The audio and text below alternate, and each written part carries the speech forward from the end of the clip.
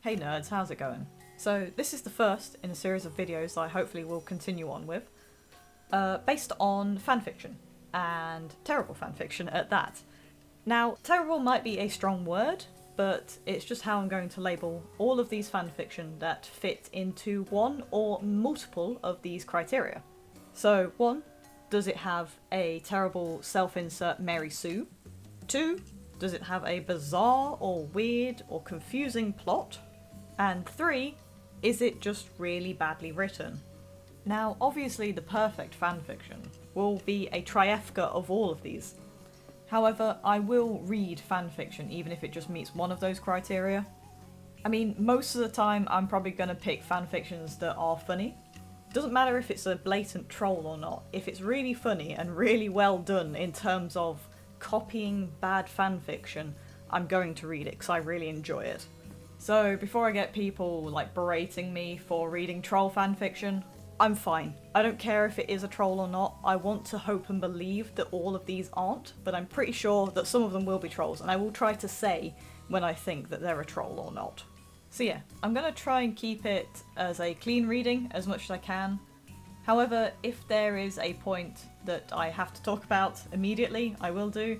I will try to find a nice bit to stop at before I try to talk about it. Possibly I'll talk about a chapter before moving on to the next one.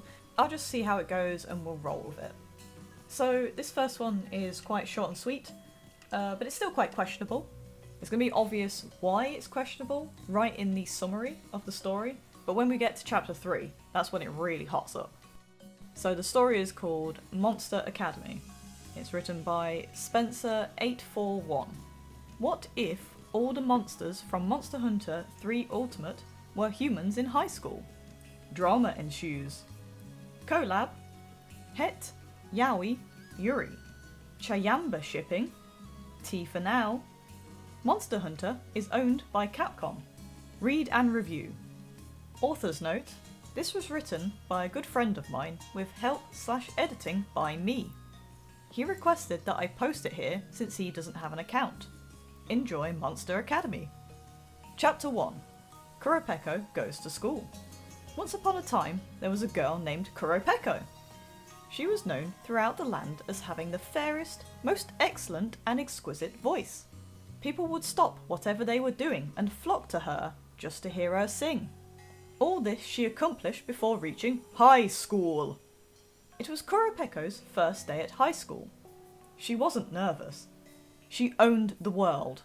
However, despite her successes, something strange was occurring.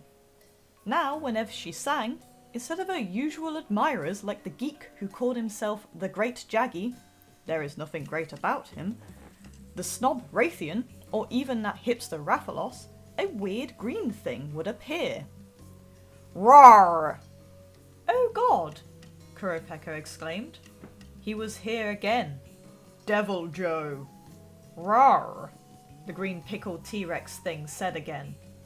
Devil Joe was a monster, while everyone else was human.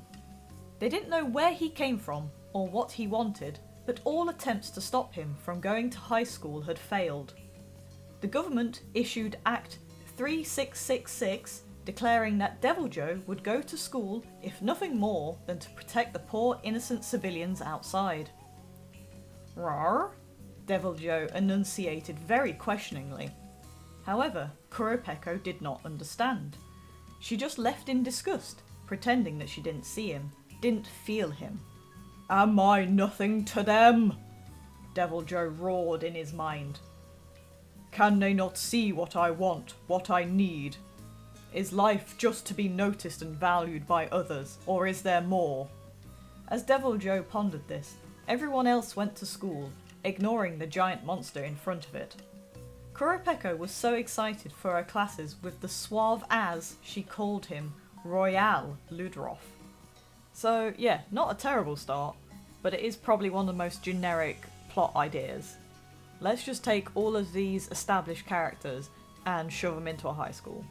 Now it could be interesting, but they've not really given us much in terms of personality for the monsters. The author is just assuming that you know about these monsters and know what they look like and how they would probably act. which I would assume too if you're gonna look for Monster Hunter fanfiction. However, it would still be nice to have some description for the characters, even just a very brief one, because then I'd have actually picked up that these are humans and not monsters until we got to basically the end of this chapter. If you want to call it a chapter, this is a thing that annoys me about fanfiction. A lot of the time they write chapter and then they just give you this tiny paragraph. But anyway, I don't want to go on about just this one chapter, because there's plenty more, so I may as well just chug through it and just give some minor side notes as we keep going along with these chapters. Chapter 2. Royale Ludroth gets bumped from the swim team. Mr. Ludroth, as he proclaimed himself, was unhappy. He had just realised today that while he thought himself as a great Renaissance man, doing watercolour paintings and being a synchronised swimmer in middle school, he discovered that he didn't make the cut. That's right, the man known throughout the world as the best swimmer ever, maybe he exaggerated in his mind a little bit, did not make the swim team. His heart burned with fiery passion. How could this be? Why would this happen to someone as great, talented, and modest as he? As he raged in silence, he noticed an exquisite beauty come into his homeroom.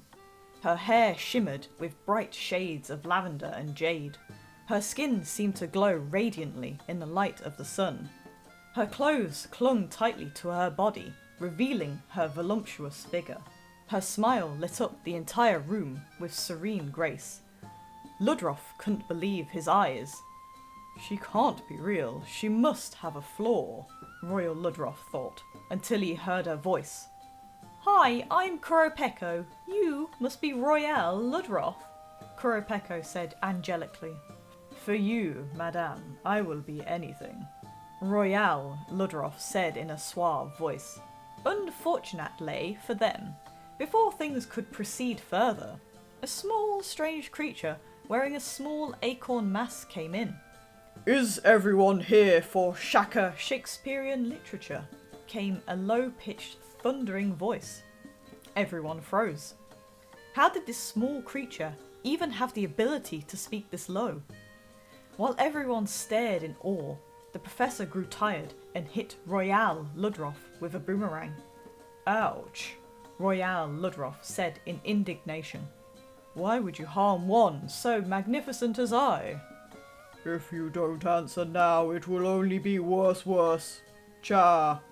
Everyone in the room immediately answered that they were indeed there to hear about the great writer Shakespeare. Good. Then let us begin. Cha.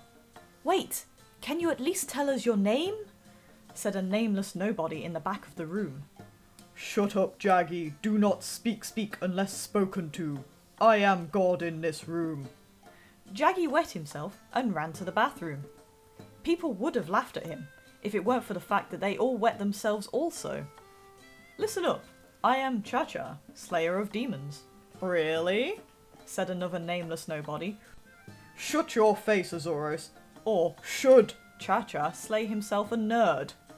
Azuros had a heart attack at that moment and was taken to the nurse's office. End of chapter 2. So I'm not really understanding why they're forcing this Royale thing on Ludroth.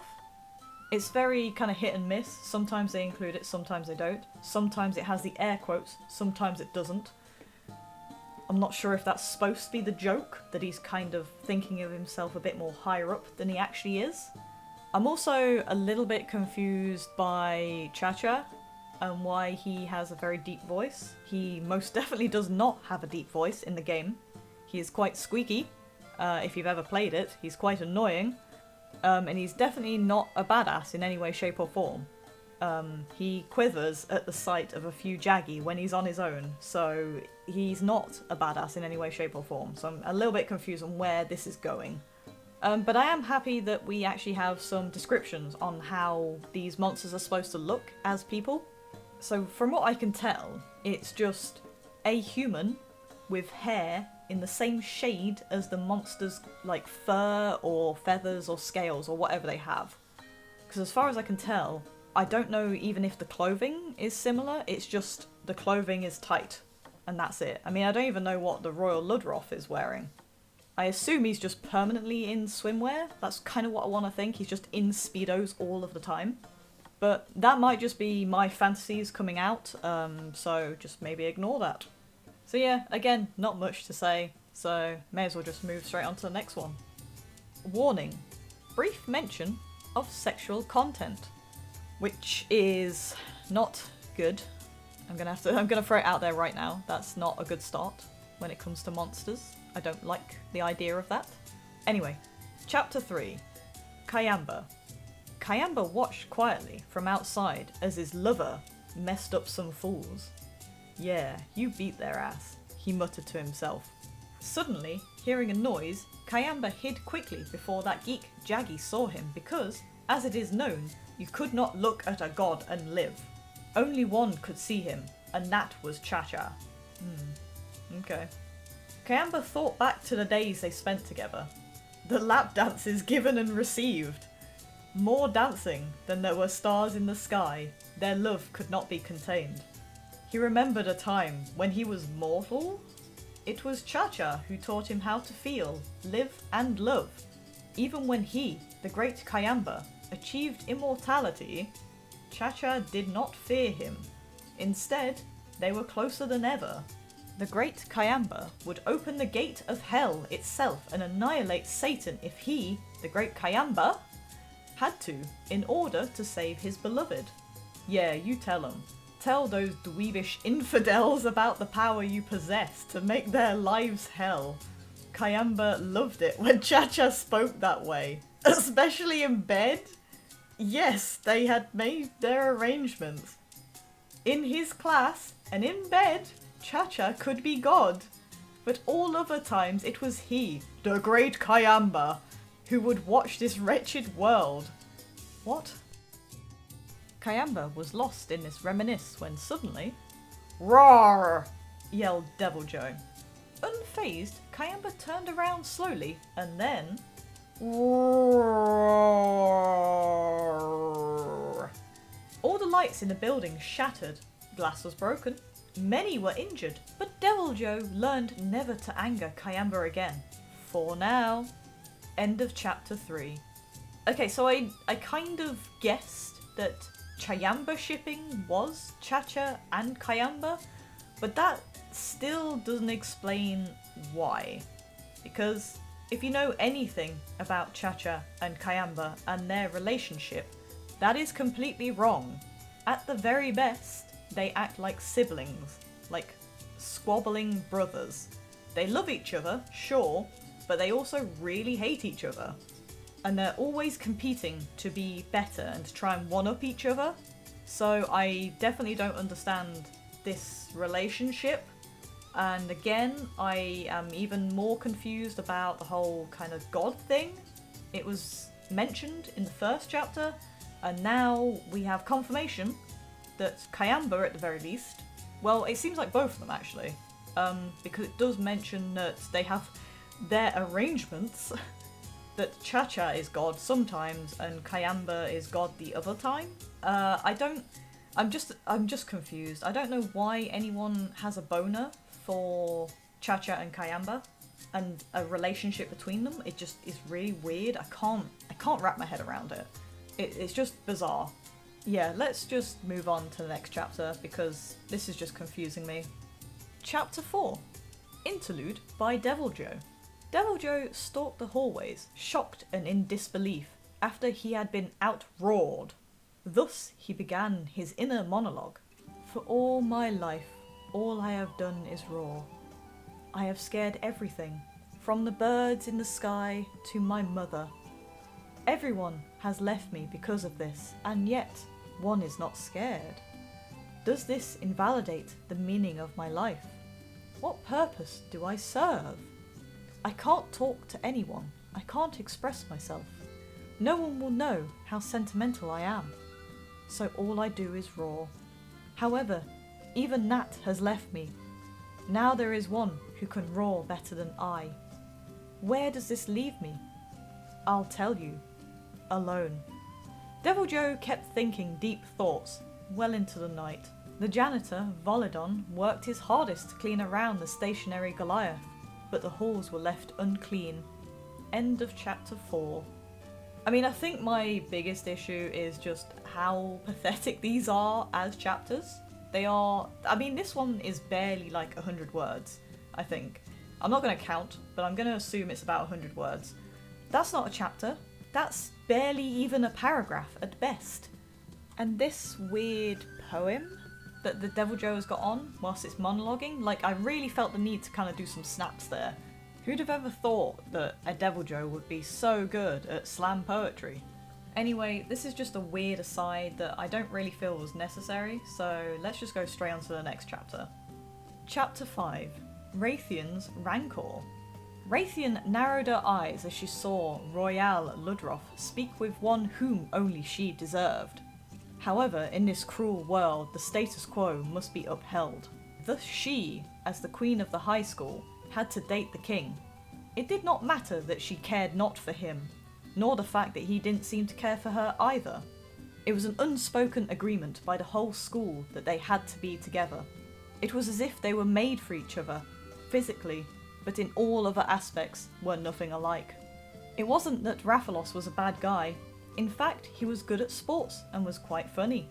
He always seemed to build up for a great joke, only for it to fall flat, which was funny in its own way. However, she was just not into him. In fact, it was more the fact that he was a guy that was the problem. Raytheon realised in middle school that she did not want the touch of those who would never truly understand how she felt. She needed someone who could enjoy exactly what she did, and whom she could return the affection without worry. Guys are afraid of commitment, and only seem to want one thing, in Raytheon's view. Fortunately for her, she wasn't attracted to them physically or mentally. Unfortunately for her, the one who grabbed her attention most seemed to love another. It would be alright if that other was a female. However, Kuropeko seemed to be straight, which meant Raytheon could never have her. As Raytheon sat contemplating, she knew that there was a monster, Deviljho was it? Who stood in petrified silence in the middle of the hallway. What could have done this? Raytheon thought. What could have made that terrifying and menacing monster grow silent and scared? As she wondered this, she realised that maybe high school was not as safe as she originally believed. If something was scary enough to do this to Deviljho, what would happen to the rest of them? While she was thinking, she saw Professor Kayamba laughing to himself. At the time, she thought it was strange, but later, all would be revealed. So this is a bit odd, again, because, like, Raytheon and Rathalos are specifically designed for each other because they are the same species. Now I know this doesn't really count because apparently they're all humans except for Deviljho, so saying that she doesn't fancy him doesn't really work because that's just how it's supposed to work, unfortunately. I understand trying to take some, like, artistic license with these sort of things, but going so far out of the way to try and take a character that is based on a monster, which, canonically speaking, has always had a mate in Rathalos, that's just how it works, because they are the same species, why not just take another monster that doesn't actually have a partner set in stone within the series? At least then you can kind of invent a bit more of a story around it instead of just completely changing established lore within the game. Maybe it's just me, but it makes more sense to look at something that isn't really discussed within the game, or within whatever media you're writing fanfiction for, and expand upon it. You have more room to be creative when the character has very little to no backstory or personality established within the media. And also, like, this is a thing with a lot of fanfiction, like they break the fourth wall a lot. The whole kind of, all will be revealed later. That's not very good writing. Don't say that. That's supposed to come out of your writing naturally. It doesn't make sense that we know that this is going to be revealed now. That's a very weird thing to put in. Especially when the chapters are this short. Like, you don't have to try and, like, tease me. There is no need for this cliffhanger. Like, it's taken me seconds to read this entire thing. You don't have to do this. Whatever, let's just see if the next chapter reveals all to us. Right. Chapter 6. Everything is awesome when you are a Jaggy. Not. As Jaggy was wailing and crapping his pants, he ran to his only refuge from it all, Computer Club. There he met with Baggy, but Roggy was unfortunately nowhere to be found. "Where is Roggy?" Jaggy asked in confusion. "He's too cool for us. We knew it would just be a matter of time before everyone realised how cool he was," Baggy said, sighing. "But he's our lead programmer," Jaggy exclaimed. "I just punch buttons. I don't actually know what I'm doing." "Yeah, but he is also a cowboy in training, and can poison the hearts and minds of those who oppose him through his prose and banter. Anyone he faces cannot continue after a while," Baggy said with hearts in his eyes. "I know, he is so awesome. I once saw him rodeo a bullfango and then ride it for 20 miles. Jaggy exclaimed with adoration and hearts in his eyes as well. "Yeah, the only one better at debates is Gigi," Baggy said with disgust.